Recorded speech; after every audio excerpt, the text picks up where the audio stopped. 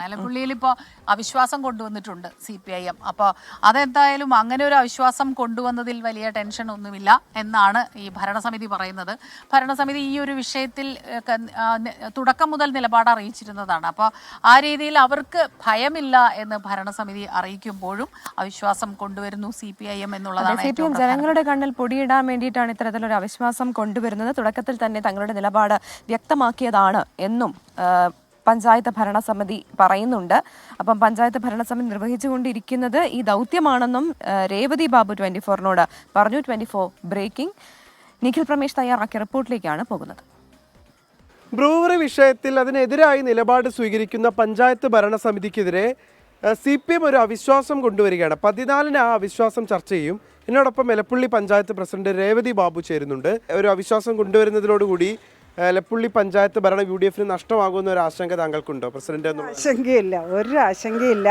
അതായത് ജനങ്ങളെ സ്നേഹിക്കുന്നവർ, ജനങ്ങളോട് അടുത്ത് ഇടപഴകുന്നവർ, ഈ പഞ്ചായത്തിൻ്റെ സ്ഥിതി എന്ത്, കാരണം ഇത്രയും ഡ്രൈ ആയിട്ടുള്ള ഒരു പഞ്ചായത്തിൽ, കുടിവെള്ളത്തിന് കഷ്ടപ്പെടുന്ന ഒരു പഞ്ചായത്തിൽ ഇത്തരം ഒരു സംവിധാനം വരുമ്പോൾ ജനങ്ങളോടൊപ്പം നിൽക്കുക എന്നുള്ളതാണ് പഞ്ചായത്തിൻ്റെ കടമ, കർത്തവ്യം. ജനങ്ങളുടെ പ്രതിനിധികളായിട്ടാണ് ഞങ്ങൾ അവിടെ ഇരിക്കുന്നത്. അതുകൊണ്ട് ജനങ്ങൾക്ക് വേണ്ടി വാദിക്കാനാണ് ഞങ്ങൾ ശ്രമിക്കേണ്ടത്.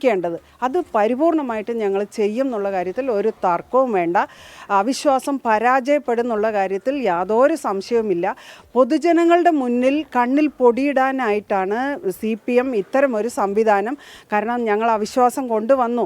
ഇവരാദ്യം മുതൽ തന്നെ നമ്മളിപ്പോൾ 20/1/25 ഒരു എമർജൻസി യോഗം, അടിയന്തര യോഗം വിളിച്ചപ്പോൾ ആ യോഗത്തിൽ CPMൻ്റെ മെമ്പർമാർ കമ്പനിക്ക് അനുകൂലമായിട്ടുള്ള നിലപാടാണല്ലോ സ്വീകരിച്ചത്. ഇപ്പോഴും മുഖ്യമന്ത്രിയും എക്സൈസ് വകുപ്പ് മന്ത്രിയും പഞ്ചായത്തിനെ പഴിചാരുകയാണ് പല കാര്യങ്ങളിലും. പഞ്ചായത്ത് ജനങ്ങളെ തെറ്റിദ്ധരിപ്പിക്കാൻ ശ്രമിക്കുന്നു എന്നൊക്കെ പറയുന്നുണ്ട്. എന്താണ് അതിനുള്ള മറുപടി? അല്ല, പഞ്ചായത്ത് ജനങ്ങളോട് സത്യമാണ് വിളിച്ചു പറയുന്നത്, തെറ്റിദ്ധരിപ്പിക്കലല്ല. ഇവിടെ ഉണ്ടായ സംഭവം എന്ത് എന്ന് വ്യക്തമായിട്ട് വിളിച്ചു പറയുകയാണ് ചെയ്യുന്നത്. കാരണം ഇതിൻ്റെ പിന്നിലൊക്കെ വർഷങ്ങൾക്ക് മുൻപ് തന്നെ ഇതിൻ്റെ ഇടപാടുകളൊക്കെ, നീക്കങ്ങളൊക്കെ നടന്നു കഴിഞ്ഞതാണ്. പഞ്ചായത്ത് അറിയുന്നത് ഇപ്പോഴാണ്. മന്ത്രിസഭാ തീരുമാനം പുറത്ത് വരുമ്പോഴാണ് പഞ്ചായത്ത് അറിയുന്നത്.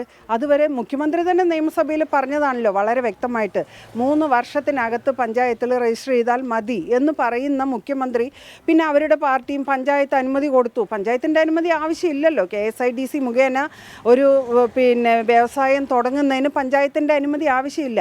അപ്പോൾ എന്തായാലും 14-ന് നടക്കാനിരിക്കുന്ന അവിശ്വാസം അത് CPMനെയും കോൺഗ്രസിനെയും സംബന്ധിച്ച് നിർണായകമാണ്.